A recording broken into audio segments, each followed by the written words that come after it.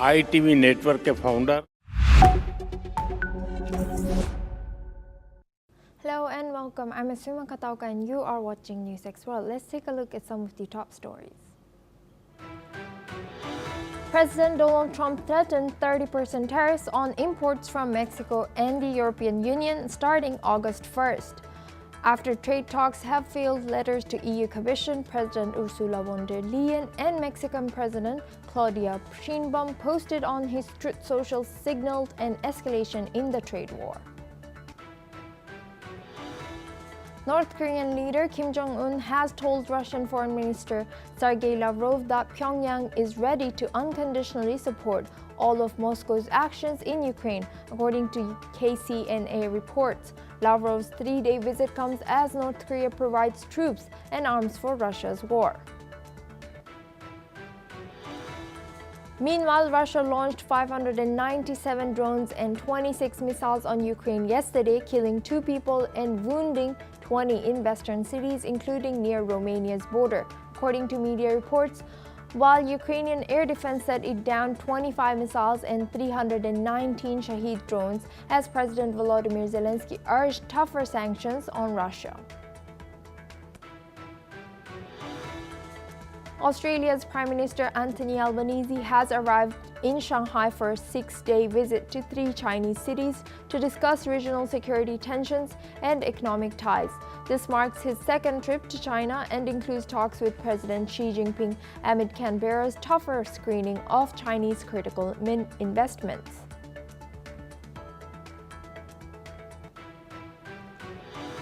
Meanwhile, Australian Defence Ministry Pat Conroy said the country will not commit troops in advance to any conflict, rejecting US pressure to clarify its role in a possible Taiwan war. Conroy stressed Australia's sovereignty ahead of Talisman Sabre war games with the US.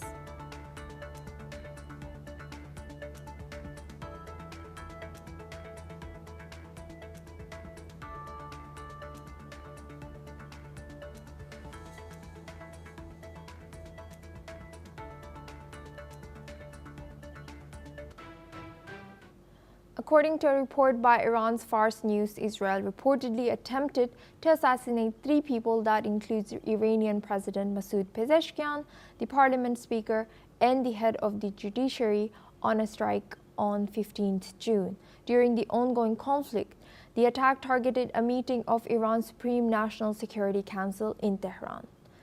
The strike involved 6 missiles or bombs that blocked the exits of the building, but officials were able to escape through an emergency hatch. President Pezeshkian was lightly wounded in the leg during the escape. Authorities are now investigating whether an insider may have provided information to Israel about the meeting's location. In a recent interview, Pezeshkian confirmed that Israel had tried to kill him, but did not specify whether the attempt took place during the recent conflict. Now we're joined by Dr. Satoru Nagao. He's a fellow at Hudson Institute, joining us live from Tokyo. Thank you, Doctor, for joining us today. What are the potential regional and international repercussions if Iran's claim that Israel did attempt to assassinate President Pezeshkian is substantiated? Israel tried to eliminate the nuclear weapon development capability of Iran. In this case, most successful operation rely on the regime change. So that's why the current regime tried to seek to develop the nuclear weapon. And if regime has changed, there is a possibility the situation will drastically change. So that's why this is connected. But if the regime has changed, of course, after the changing the regime, what will happen is the matter. So that's why if there is no alternative government, one kind of the panic situation could follow. That's why the United States, which supported Israel, refused the plan of Israel to eliminate the leadership of the Iran. Currently, the Trump administration do not interest in the regime change because of what happened after the Arab Spring, what happened the colored revolution after that, Without alternative government, these places could be just a civil war, area of civil war, or it will be the failed state. In this case, when the U.S. intervenes in Libya, or what happened in Syria, this is a little bit burden for the international community, including the United States. So regime change is indeed a little bit difficult. And the U.S. directly involved in the Libya and Iraq, that was experience for the United States. So U.S., especially the current Trump administration, do not interest in. So originally, Israel has a plan to eliminate leadership in Iran is logical. But at the same time, because of the U.S. Stopped Israel to kill the leadership, so Israel hesitated to do that. That is also true. And view from the capability, Israel can do that because most of the leader of the army or revolutionary guard are eliminated by Israel because of this. So Mossad infiltrated Iran, and anytime they can kill the leadership. But stopped because of the U.S. pressure, because of the policy between collaboration between U.S. and Israel. Israel finally gave up. That is logical, I believe, view from the current situation. And Doctor, how could this incident influence the strategic calculations of other countries that have interest in maintaining balance between Israel, Iran, and their allies? Of course, balance will change because currently there are three powers in the Middle East. One is Iran, another one is Israel, but at the same time, most important is Saudi Arabia too. So, because Saudi Arabia is Sunni Arabs leader, Iran is the Shia Arabs leader, and Israel is not Muslim. So that's why the balance will collapse if the Iranian regime loses power. So view from the Iranian regime's policy, of course this is provoking both against Israel and Saudi Arabia. But at the same time, if the regime itself has collapsed, of course this will be the uncharted world for both Saudi Arabia and Israel. And of course for Iran this is also. Currently, there is many resistance has happened or demonstrations happen in Iran. That's true. But at the same time, it is also true that most of the Middle Eastern powers, uncharted world is also a concern. And Doctor, how might this alleged assassination attempt affect the already tense dynamics between Israel and Iran? I think, of course, most important worry for Israel is nuclear weapon program in Iran. Because once Iran uses a nuclear weapon and Israel tries to retaliate, Israel is far smaller than Iran. This means that Israel will be destroyed by the Iran's nuclear weapon, but Iran can survive if the capability is same between Iran and Israel. So if once Iran possesses a nuclear weapon, this is very dangerous for Israel. So Israel must stop Iran to possess a nuclear weapon. In this case, what should they do is, before Iran possesses a nuclear weapon, they need to intervene. That's why this time Israel bombed Iran. And in this case, most successful operation is changing regime itself and changing the will of the policy itself, and changing capability to develop the nuclear weapon. All of these, Israel must do it. So that's why the changing the regime in Iran is preventing Iran to possess a nuclear weapon for Israel. Thank you. So that. Thank you, Doctor. You will stay with us as we stay on this topic. In an exclusive interview with Fox News last week, Israeli Prime Minister Benjamin Netanyahu stated that the Iranian regime is in deep trouble. He shared his views on Iran's nuclear ambitions, U.S.-Israel relations, and the role of President Donald Trump in shaping global peace. Netanyahu highlighted that he would support an exceptional deal with Iran, which would require the country to halt nuclear enrichment, limit its ballistic missile range, and end its support for terror groups. In the interview, Netanyahu also mentioned that without the actions taken by Israel and the U.S., Iran could have had a nuclear weapon within a year. He praised Trump's leadership, saying it represented a vision of America that the free world had long hoped for. Netanyahu even revealed that he had nominated President Donald Trump for the Nobel Peace Prize, providing the Nobel Committee with a letter supporting the nomination. Let's listen into what Netanyahu said about Trump and his intention towards peace. I would say that President Trump and I always talk about peace through strength. First comes strength, then comes the peace. And we hope we'll realize the fruits of strength very soon in peace. Now we're joined by our guest for this discussion, Dr. Satoru Nagao. Thank you, Doctor, for staying with us. Now, Prime Minister Netanyahu says that Iranian regime is in deep trouble. How credible is this assessment of him, and what might it signal about Israel's next strategic moves towards Iran? Remember what happened before the 2023 October 7 terrorist attack. Repeatedly demonstrations happened, spread in Iran, and especially after the lady who did not wear the scarf was arrested by Iranian guards and killed during her detention. Big demonstration has happened, widespread in Iran. So that's why the Iranian regime has a weak point to get the popularity from the people in Iran is revealed outside of Iran. So that's why the original Iranian regime has some problem inside of Iran. But during the Israel military operation in Iran, Iran is losing. It is obvious. Even if the Iran regime say they won the war, reality is, indeed, Iran faced severe damage. It is no one can deny it, I think.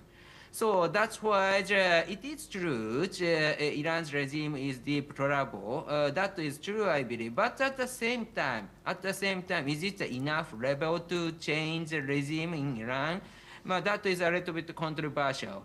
Because when the wide demonstration has happened, when the many people try to resist the Iranian regime, still regime is exists and survived. That is also true. For course, Israel's military operation against Iran is mainly target was a nuclear weapon development program or anti-air defense system. These are the target. But ground army or navy, these military capabilities, still Iran's regime has kept. So that's why to govern the people or to or by using the tight grips, still the Iranian regime is survived. So what Israel say is not a mistake or lie, I believe. But at the same time, is it enough level? This is controversial. Maybe not reached enough level yet to change the regime, I believe. And now looking at the Nobel Peace Prize thing, how did Netanyahu's praise for Trump and the Nobel Peace Prize nomination reflect shifting diplomatic narratives, and what impact could this have on global peace efforts? At least some certain number of the people really believe that President Trump really want to get the Nobel Peace Prize. Some of the high-level officials near the President Trump indicated that one. That's why many countries believe that he is seeking the Nobel Peace Prize. But at the same time,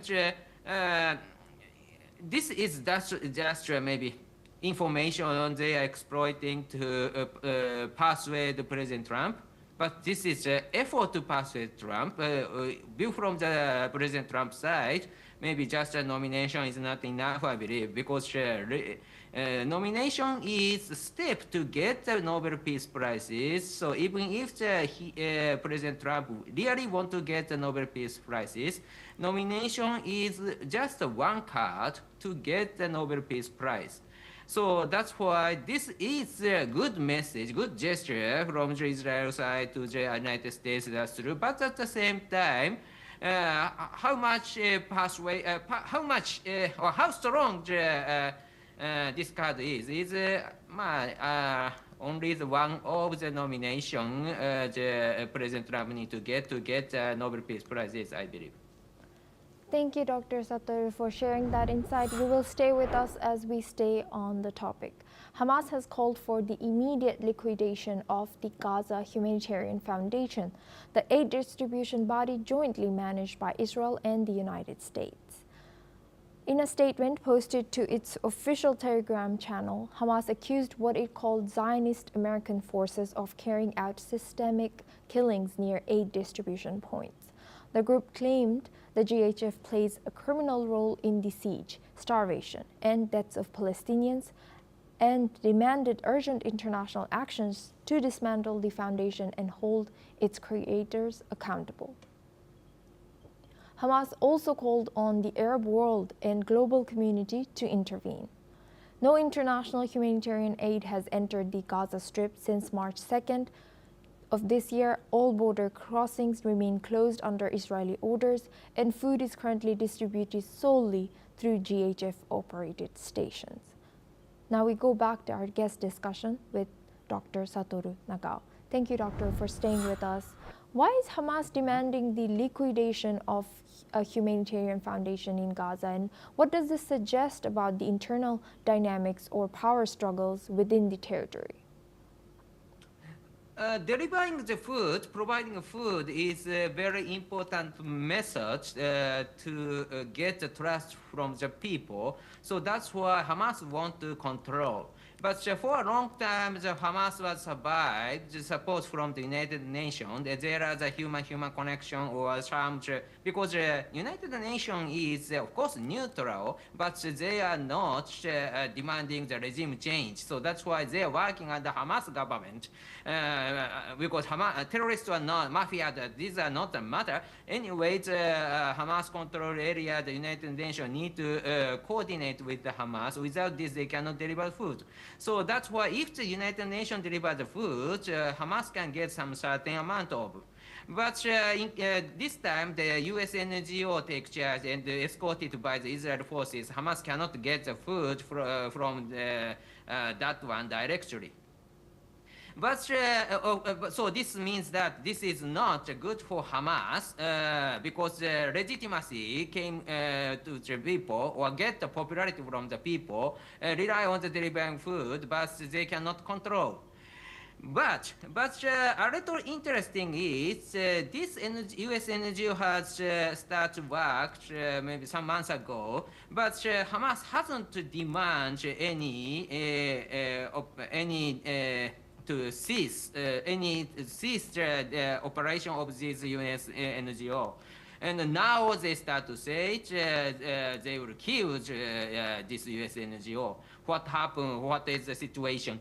In this, because of the long siege, Hamas cannot get food itself through the, so that's why anyway, the Hamas do not have the material.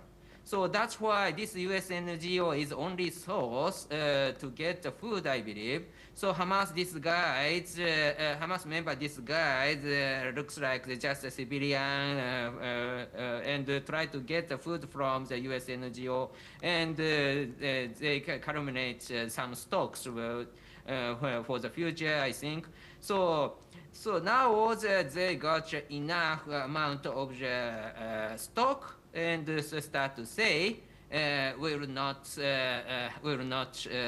allow you to deliver the food instead of us. Something like that has happened, I guess. The problem is, if the Hamas is real government who care about people under the control of them, US NGO or United Nations or Hamas itself is not a matter. Getting the food is a matter, and delivering food is a matter. So that's why Hamas must not attack any NGO who deliver the food to the people. But the Hamas, this time Hamas say they will kill the US NGO who deliver the food. This means that Hamas is not the responsible government for the people in Gaza. They are terrorists.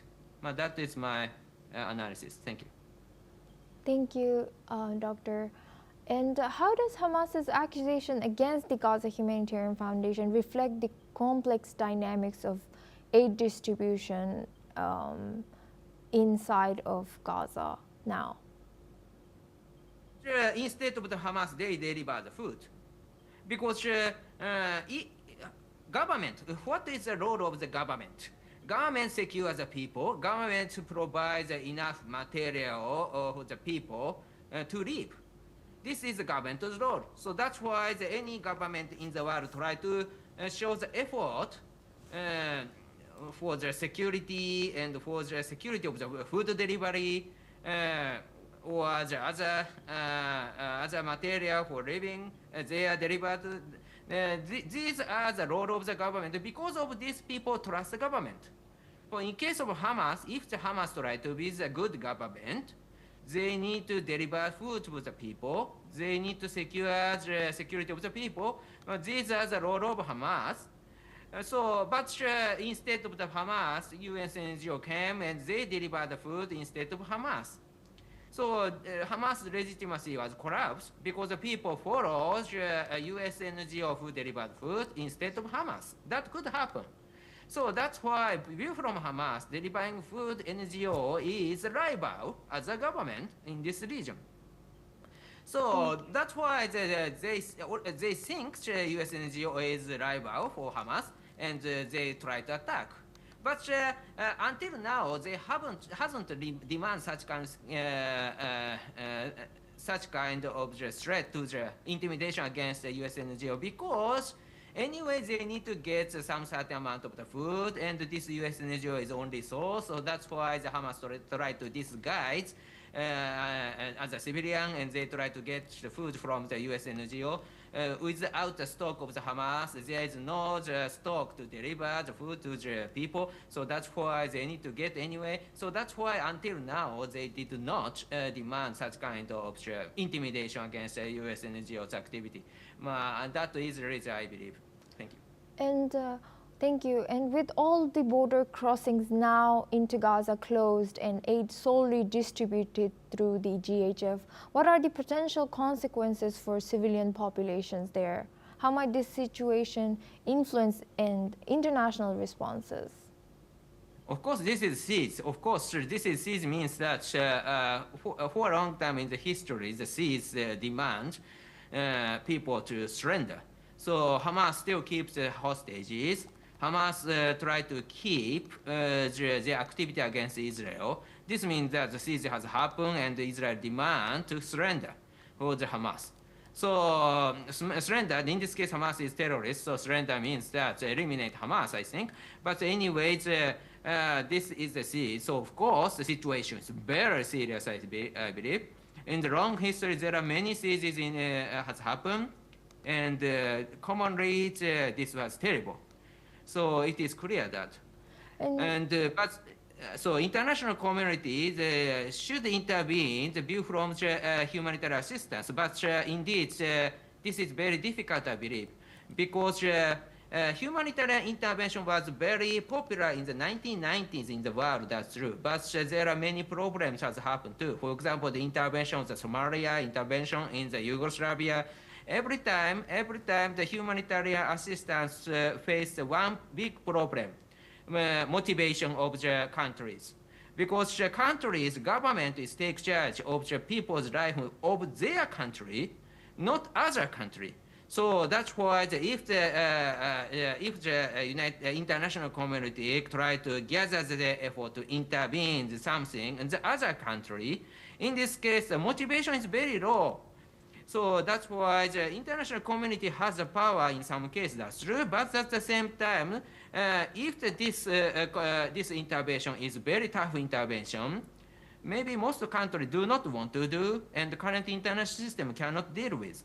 That is very simple. So local situation should be take charge of the local countries. That is a simple rule. That is situation currently, I believe. Thank you. Thank you. And could you tell us more about it, if any role that Asian nations and regionals or organizations can realistically play in addressing humanitarian crisis in Gaza?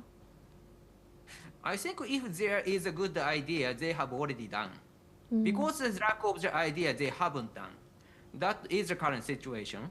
Because if, for example, there are many countries try to intervene and break the siege itself is intervening war itself. For example, the completely different places, completely different seas we are facing, and one army try to contain the city, and to save the city, to breach this containment. This is intervention, military intervention. So what kind of the motivation is needed? Very strong motivation is needed. This is intervening the war itself.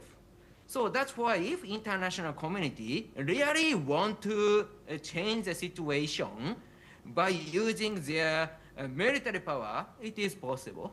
But without this, it is impossible because this is not their war. Yes. Thank you very much for joining us and sharing that insight. Now we move on to our next news. President Donald Trump defended Attorney General Pam Bondi on Saturday amid criticism over the Justice Department's handling of files related to Jeffrey Epstein. In a Truth Social post, Trump slammed MAGA supporters for attacking Bondi, calling her work fantastic.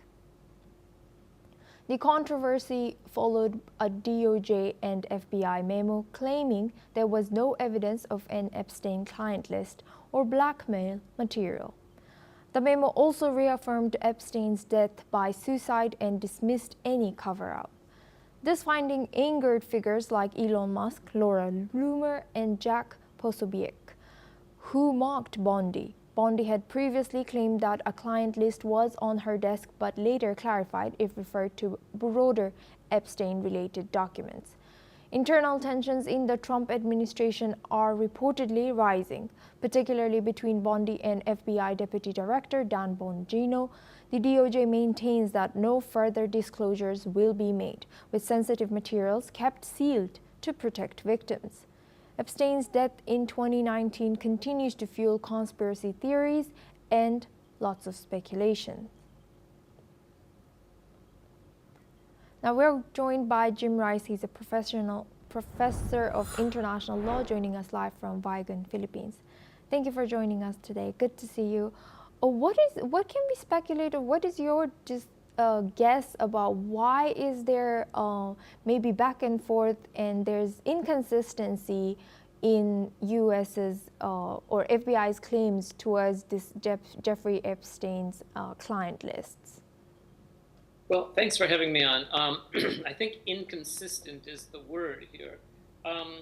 For your viewers, many of whom might not be from the United States, it's important to realize that MAGA, the Trump world, has been fanning the flames of this Epstein client list for years and years. And to be, for example, the people that have been, advancing these conspiracy theories are people like Steve Bannon, people like Tucker Carlson, and you mentioned a couple more, but there are many of these podcasters and individuals who have been advancing this,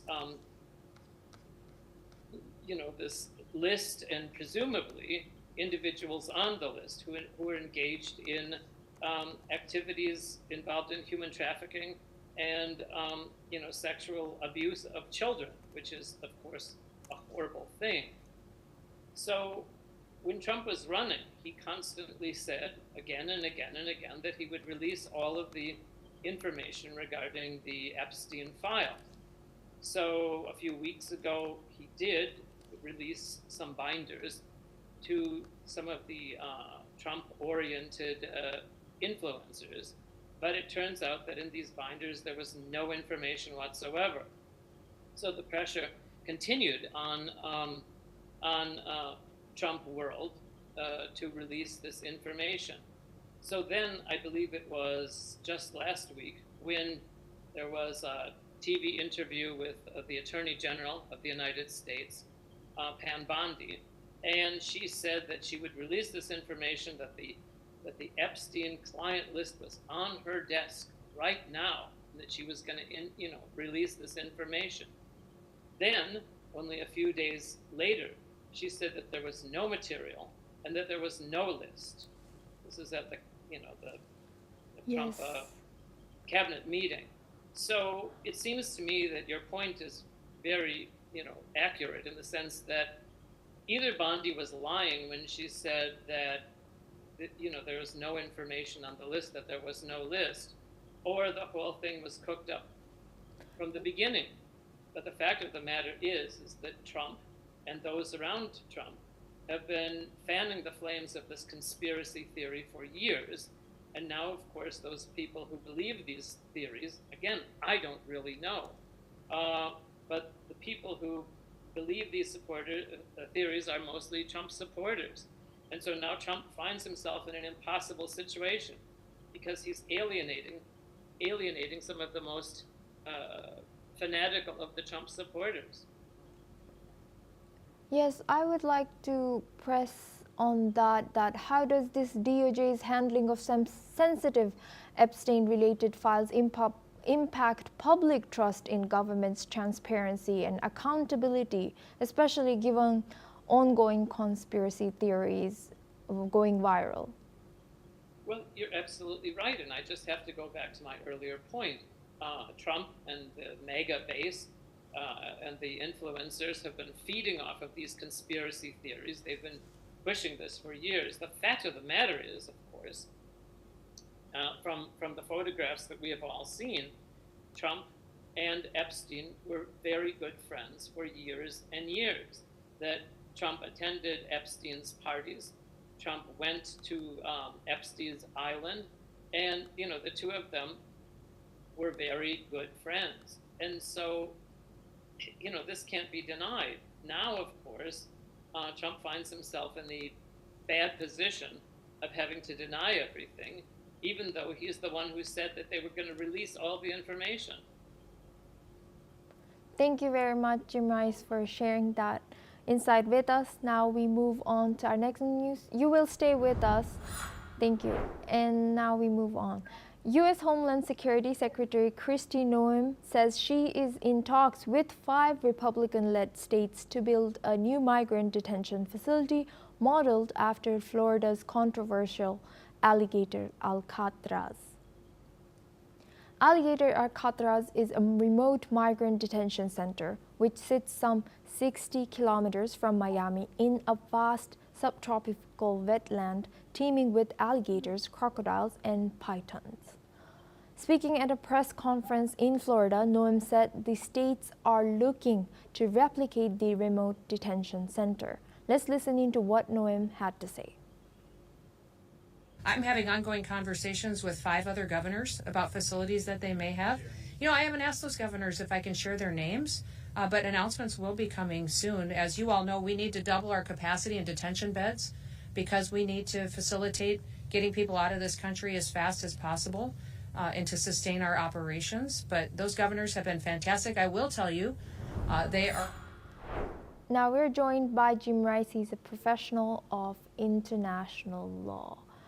Now, what are the potential human rights and humanitarian implications of using remote, high-risk environments for migrant detention, and how could this shape international norms towards migrant treatment, according to you? That's a very good question. All of this is very new. It's unprecedented in U.S. history.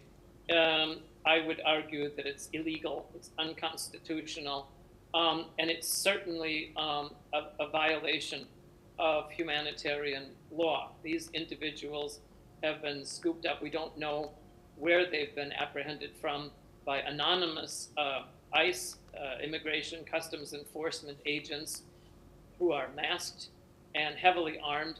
They've been brought across state lines to this appalling prison camp, concentration camp in the middle of the Florida Everglades. I was listening to a report by 2 American congresspersons who were describing the conditions of these prison camps.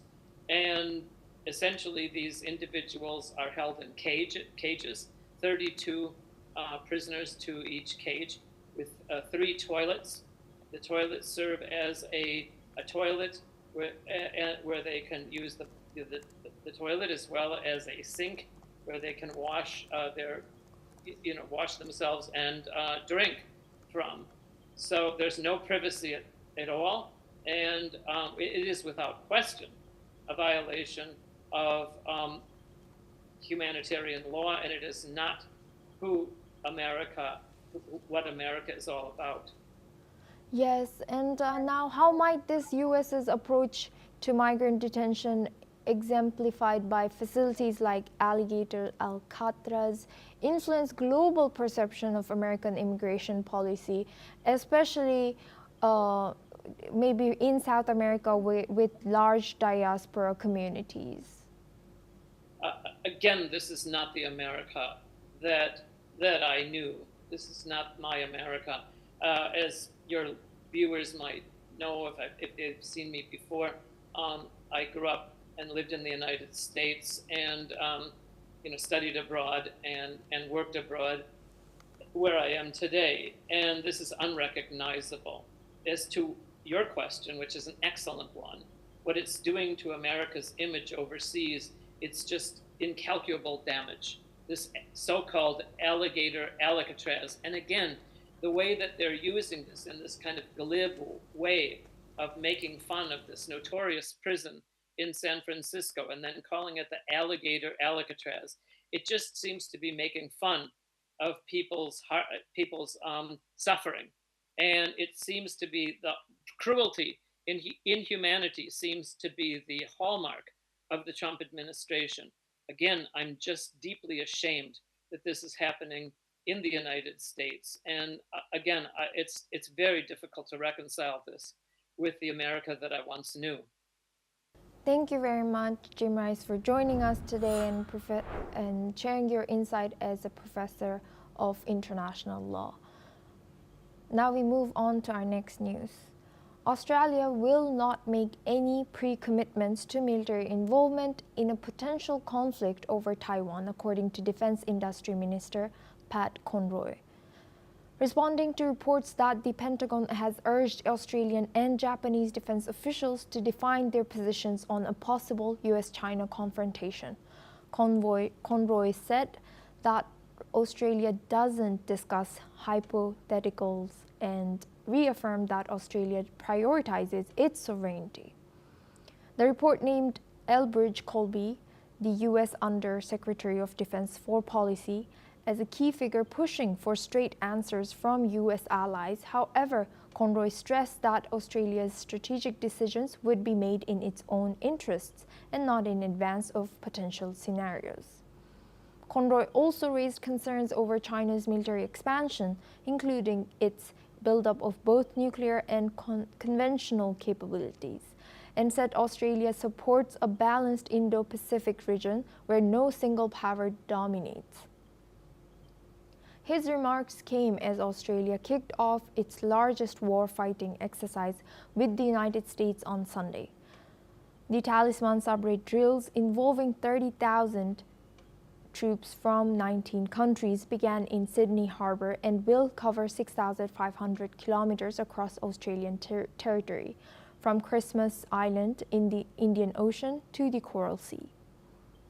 Conroy noted that China's Navy may again monitor the exercise, as it has done in past years, to gather intelligence. Let's listen in.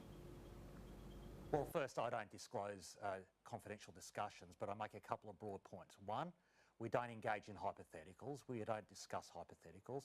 But secondly, the decision to commit Australian troops to a conflict will be made by the government of the day. Not in advance, but by the government of the day, and that's our position, and it's been long established. Well, again, I'm not going to foreshadow everything that the Prime Minister will or won't say, but the conversation with his counterparts will cover economic, security and human rights issues. We've been very clear about that, but we are being very clear that we want a balanced region where no one is dominated and no one dominates. Okay. We're seeing in my portfolio of the Pacific, China seeking to secure a military base in the region, and we're working very hard to be the primary security partner of choice for the region because we don't think that's a particularly optimal thing for Australia. Now we have guests joining us for this discussion Madhav Nalapat. He's editorial director at the Sunday Guardian. Thank you, Madhav, for joining us today. Good to see you. How do Australia's strategic decisions reflect broader trends among middle powers in Asia regarding sovereignty, alliance commitments, and responses to U.S.? The fact of the matter is, the U.S. is seriously planning for a possible conflict in the Indo-Pacific, and it's more or less certain that that conflict will be over Taiwan. Now, analysts have long been saying that when Xi Jinping nears the end of his third term, he will need a fourth term, not only to remain in power, but frankly, to remain out of the trouble, because the third term has created so much of unrest within the CCP that he is facing a very unpleasant situation there. So he definitely needs a fourth term, and for that he may need a quote-unquote military victory, and therefore he may be looking at Taiwan. And obviously, the US will have to intervene. And frankly, when you listen to the Australian conversation, on the one hand, they're saying they will not commit in advance, absolutely, that's perfectly justified. On the other hand, they're saying that they do not want any one power to control the Indo-Pacific region, and that's exactly what India is saying, that's exactly what the US is saying. And then the same, so quite frankly, I don't believe the Australians have got much choice in the matter. They won't allow China to prevail in Taiwan, because that would be a complete disaster for all the democracies, including the US, India, Australia, Japan. The US already directly asked Japan what its response is going to be, and the Japanese have, as usual, they've been very discreet and very polite, and so far I think they've avoided saying anything publicly. But even Japan will be drawn to it, South Korea will be drawn to it, and like it or not, India will be drawn into it. Because the fact is, nobody wants the Indo-Pacific to become a Chinese lake. And eventually, that Chinese lake will end up on the shores of San Francisco. And that is the whole problem. The Chinese expansionism, Chinese aggression is completely unchecked under Xi Jinping. And this kind of policy has fortunately united so many countries in the world. And the Quad, for example, is an example. India, Australia, Japan, and the US. And I can assure you that if there is a conflict, believe me, these countries will intervene, and they will intervene on the side of freedom, human rights, the freedom of navigation, and democracy. So I have no doubt in my mind of Australia. It's a very democratic country. It's a very reliable security partner, not just of the US and Japan, but of India as well. And I have absolutely no doubt the Australians will step up to the plate the way they always have in past conflicts.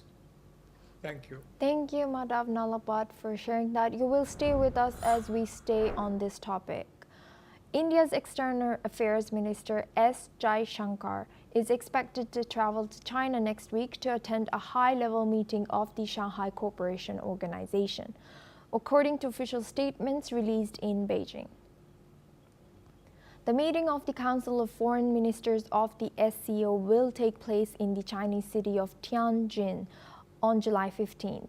The Chinese Foreign Ministry confirmed that, besides participating in the ministerial talks, Jaishankar will also undertake a bilateral visit to China.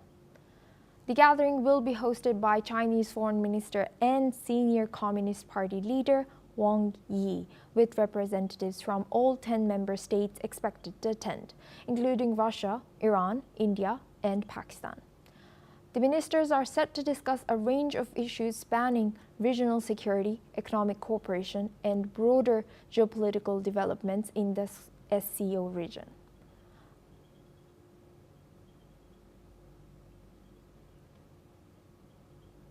Now we go back to our guest discussion with Madhav Nalapat. Thank you, Madhav, for staying with us.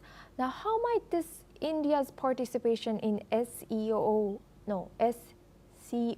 shape its diplomatic strategy amid ongoing tensions regarding border as well as Pahalgam issue with China and Pakistan? Look, the fact of the matter is that it is important that India continue in BRICS, continue in SCO for a simple reason that then you can have a voice there and you can make your voice heard. I think those who favor walking out of these organizations, in my view, they're wrong. And I think it's absolutely correct for India to continue in these organizations. For example, there was a lot of effort to get a common BRICS currency, and India completely disagreed with that. And as a consequence, the BRICS currency is not a reality. So the reality is it's better to be in these organizations and make your voice heard. And I have no doubt that we have a very able external affairs minister. He's going to make the Indian voice very clearly heard, and he's going to make it clear. I mean, the case of Pakistan, he already said terror, the Prime Minister said terror and talks don't go together. Well, you know, aggression and friendship do not go together, and aggression and trade will not go together. The fact of the matter is that you cannot separate anymore what's happening on the borders of India, what's happening in the Indo-Pacific from trade. And therefore, I think the need for diversification is very strongly felt, not only among the Indian public, but within the Indian leadership. So I'd like to point out that it's important that we have a seat at the table, and so our voice can be heard, rather than get off that table and leave a vacuum where our voice should have been. We have a very clear, definite point of view. We have been a democracy right from the beginning of our independence from colonial rule in 1947, and we are very proud of that fact. And I'd like to point out that you know, it is, I mean, therefore I completely agree that Minister Jaishankar should be at SCO. I completely agree that it's a bilateral visit, and I'm very sure he's going to say some very firm things. Of course, the problem is the Chinese will say, we nod politely, and they will keep saying, all right, and then they'll do exactly as they please.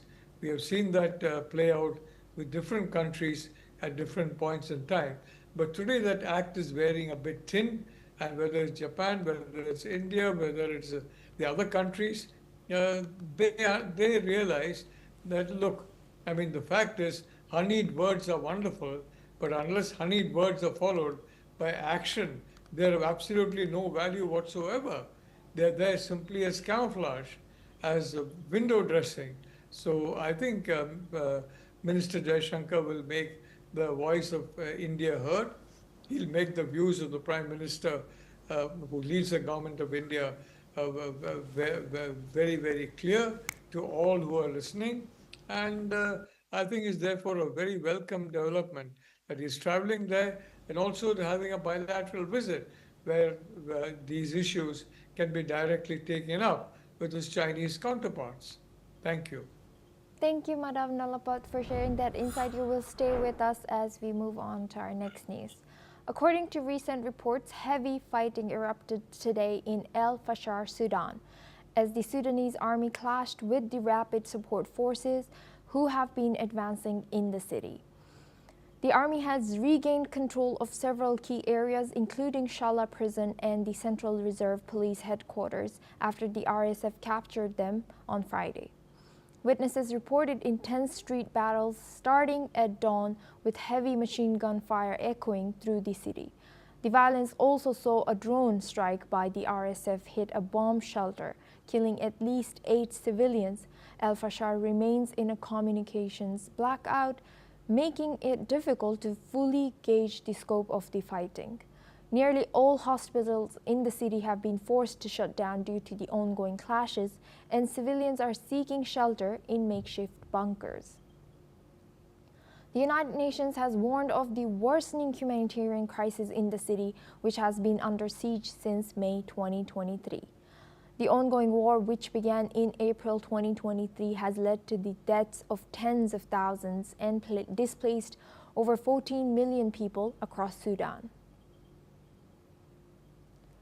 Now we go back to our guest discussion with Madhav Nalapat. He's the editorial director at the Sunday Guardian. Thank you, Madhav, for staying with us. With limited communication and collapsed healthcare infrastructure in El Fasher, Sudan, what challenges do international organizations face in delivering humanitarian aid effectively? Well, the fact of the matter is that the rebel group is very, very strong. It has very strong support among the people, and I think the government should do more to take the people along and isolate them from the armed rebel groups.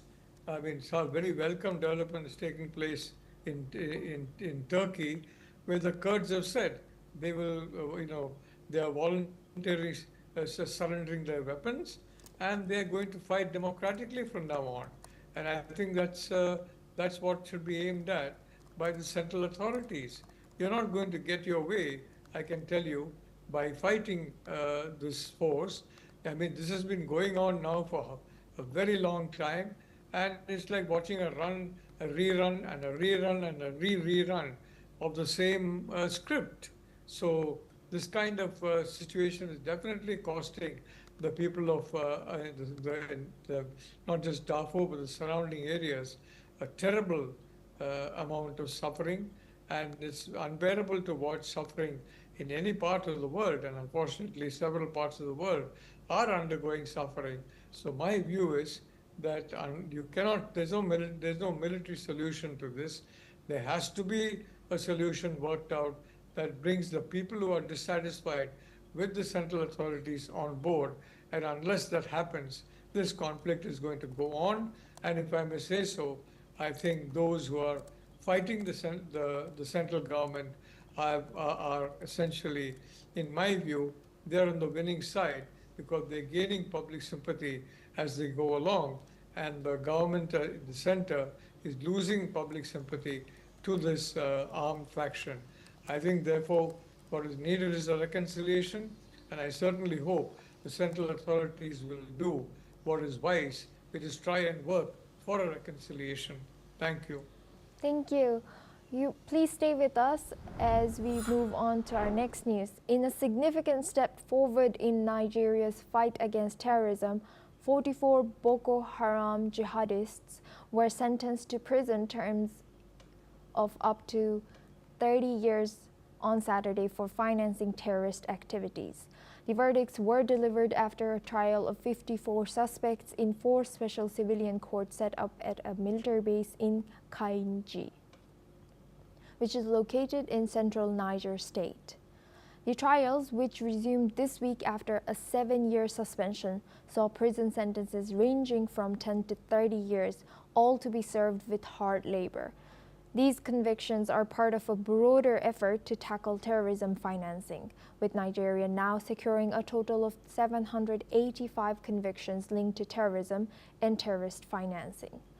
The Boko Haram insurgency, which began in 2009, has claimed the lives of over 40,000 people and displaced nearly 2 million in the northeast of the country. The violence has also spread to neighboring countries like Cameroon, Chad, and Niger. In 2017, Nigeria began mass trials of Boko Haram fighters, securing over 200 convictions. While the government touts these successes, human rights groups have raised concerns about arbitrary detentions and a lack of legal representation for many suspects. Nigeria's struggles with terrorism financing have also drawn international attention, with the country currently listed as a grey list nation for its deficiencies in preventing money laundering and terrorism financing. Now we go back to our guest discussion with Madhav Nalapat. Thank you, Madhav, for staying with us. How does Nigeria's approach to combating terrorism financing through mass conviction and hard labor sentences compared to counter-terrorism strategies in maybe Asian countries facing similar threats? Look, the fact of the matter is that Boko Haram is an extreme, has got very extreme views. For example, they are totally opposed to any sort of education for women, for girls. absolutely opposed to it. And I think, frankly, that is inhumane.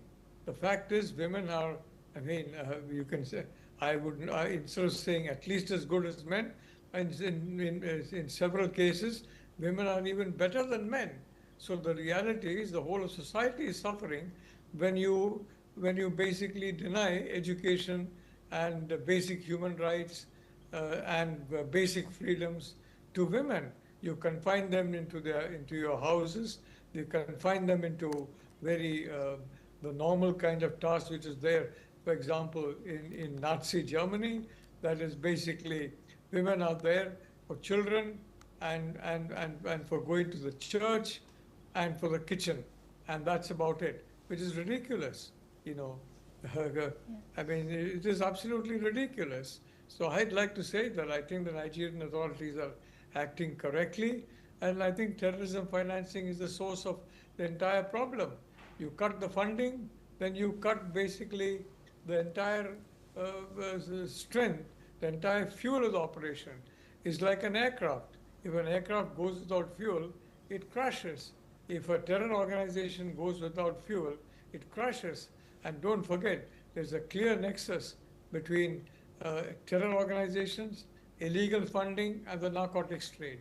The world narcotics trade is a very, very potent financier of terror organizations, and they use these organizations to good effect to kind of divert the attention of the police forces and paralyze the civil authorities so that they can do their trade unobstructed, and therefore, you know, you can spread that narcotics not only inside where it is made, but also in Europe and in the developed parts of the world, where frankly narcotics is a very serious problem and no solution has been found as yet to that problem. So I completely agree with the Nigerian authorities. This is a completely extremist organization. It does not in any way represent the great religion of Islam. It is completely averse to any modern progress or any modern education for anyone. And frankly, you're training these people, the young people, to go back to a medieval age, which is not there. So Nigeria cannot be left behind. It's a wonderful country. Actually, the people have been very nice, and it has got so many resources. Nigeria can be a very rich country, but for that it has to have a proper education system, and it has to have a fair, just system. And Boko Haram is standing against that system, and therefore the authorities are acting well in trying to choke it off, and especially in choking the funding. Thank you very much, Madav Nalapat, for staying with us throughout our news and sharing your insight. Well, that's all we have time for. We will continue to bring more news updates from around the world.